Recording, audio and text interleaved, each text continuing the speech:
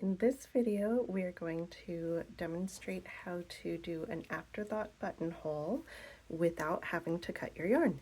And so on this button band here, I went ahead and pre-marked where I wanted to place the buttonhole.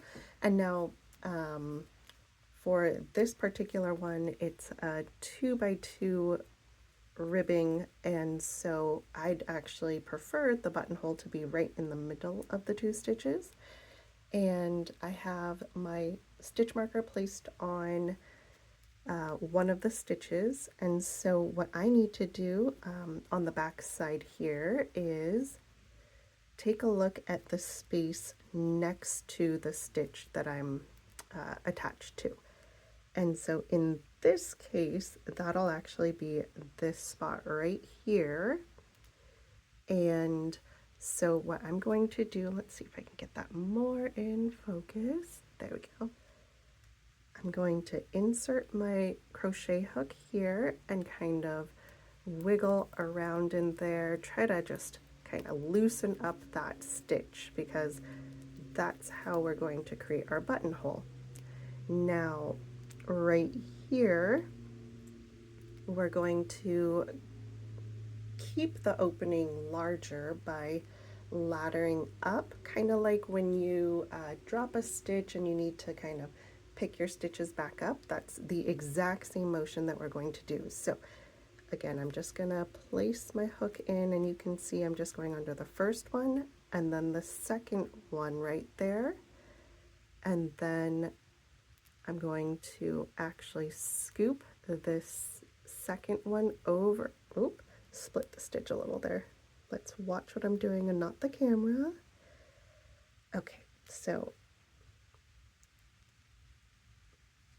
hold that under the first one and then kind of tug that a little bit tight. And then we don't want to look at the first stitch that we just pulled under. We're actually going to go in the very next one after that, and we're going to mark that. We're just going to hold it in place with the crochet hook, just like that, and then we're going to take our tapestry needle that already has our matching yarn attached to it. I've got a length here, I don't know, probably about 15 inches or so, and I'm going to kind of tack that stitch in place to the other one. So I'm pulling it taut right there so that I have an opening to put my tapestry needle in through. Pull that along. I like to leave a little bit of length so that I can weave in that other end. And then now that that's in there and those stitches are secure, I can pull my crochet hook out. And then I make kind of a loop back in through those stitches to really make sure that they're stuck together. And then I personally like to go through a second time. I mean, they're secure there, but why not be extra secure? And then at this point in time, and let me remove this because we don't need this indicator anymore.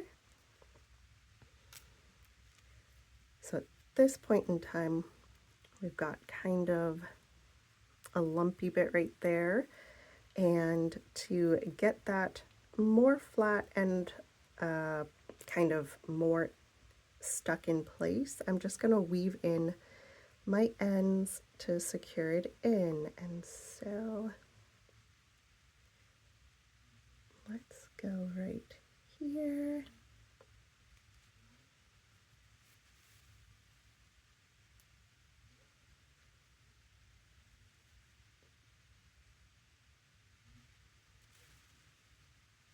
And then you can tug that tight. It will be, you know, a little bit of just kind of playing around right here. And then of course we'll also be weaving this loose one in at a later time. And I like to move this yarn over to the other side of the buttonhole because we'll be repeating that same step but on the other side to get our full width.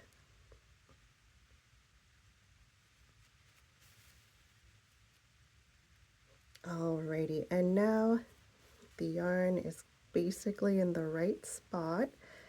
I'm gonna wait to weave that one in later, but we're gonna go into the hole that we're starting to create right here under the first and then the second. We're gonna pull that through. Shouldn't have gotten such a sharp crochet hook. And then we're gonna skip that one we had gone under and go into the very next one. So that will be this one right here. Slip that over, and that's the one that we want to tack this one to. And so we now grab the needle that we had just left hanging, and we place the needle right through. Now that there's something securing those stitches, you can remove your crochet hook, and then we're going to double back over and through. And again, I like to do that 2 times. Gonna pull that taut right there and do the exact same thing. We're gonna go ahead and weave in some of this end, and we're on the back side, so you don't have to be perfect about your weaving in. What we want to do is just make sure that it is secure and in place.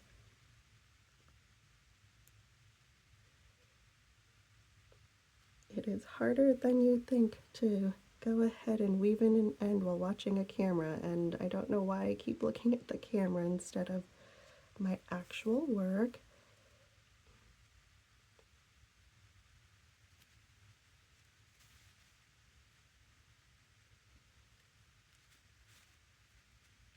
And that picked up stitch looks a little loose anyway, so why don't we go ahead and tighten that up.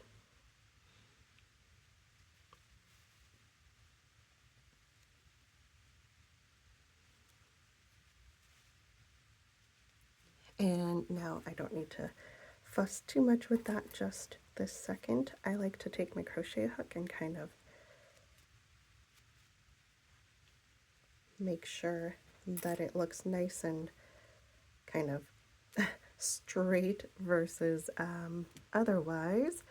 But there is the new buttonhole. I know it's really hard to see in the darker yarn. There we go. If you needed a larger buttonhole, you can actually kind of ladder back an extra one, but for the size buttons that I have right here, I found that this was the perfect size. And so before you finish, like sometimes, or for this very first buttonhole I did, I actually took extra ones of these and kind of placed the 2 stitches I tacked together right here, and then an extra one over here, and then grabbed my button and made sure that it easily slid through, and because it did, then I was satisfied with that. But if it wasn't enough, then go ahead and try like 1 extra ladder back, and definitely easy to play around, although it does have limitations because you're stretching out your knitting. But I find this, I guess you would say, a little less scary than cutting an afterthought hole. And then the other thing that was really nice about this is that if your row gauge is different from the designers or anything like that, and you ended up picking up way more stitches or way less stitches along the button band, you actually get to pick where you want to put your placement after the fact, and that was also a super nice reason to think about doing the buttonholes later. So yeah, hope that was helpful. Thanks.